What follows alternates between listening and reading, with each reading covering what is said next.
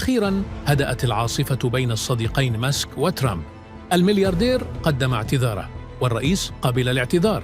في خطوة فاجأت الجميع، قدم الملياردير إيلون ماسك اعتذاراً علنياً عبر منصته إكس، حيث قال: أشعر بالندم على بعض منشوراتي عن الرئيس ترامب الأسبوع الماضي.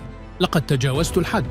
ذلك الاعتذار سبقته ترتيبات من اثنين ضائعين داخل البيت الأبيض، هما رئيسة موظفي البيت الأبيض سوزي وايلز ونائب الرئيس الأمريكي جي دي فانس. بعدها تمت محادثة هاتفية ودية بين إيلون ماسك ودونالد ترامب، وخرج بعدها الرئيس معلناً أنه ليست لديه مشاعر سيئة تجاه الملياردير الأغنى في العالم. ما جرى قبل أيام كان حقاً مفاجئاً، فبمجرد ترك إيلون ماسك منصبه في وزارة الكفاءة بات يدلي بتصريحات شديدة القسوة ضد إدارة ترامب، وصلت للحد الذي ألمح فيه إلى أن ترامب قد يكون متورطاً في حجب وثائق حساسة عن قضية جيفري إبستاين المثيرة للجدل منذ سنوات.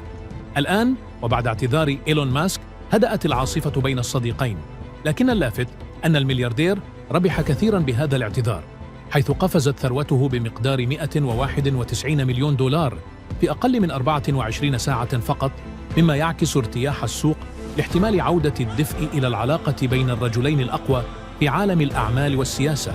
فهل نحن على أعتاب تحالف جديد بين ماسك وترامب؟ أم أن هذه المصالحة مجرد هدنة عابرة في معركة لا تزال تحت الرماد؟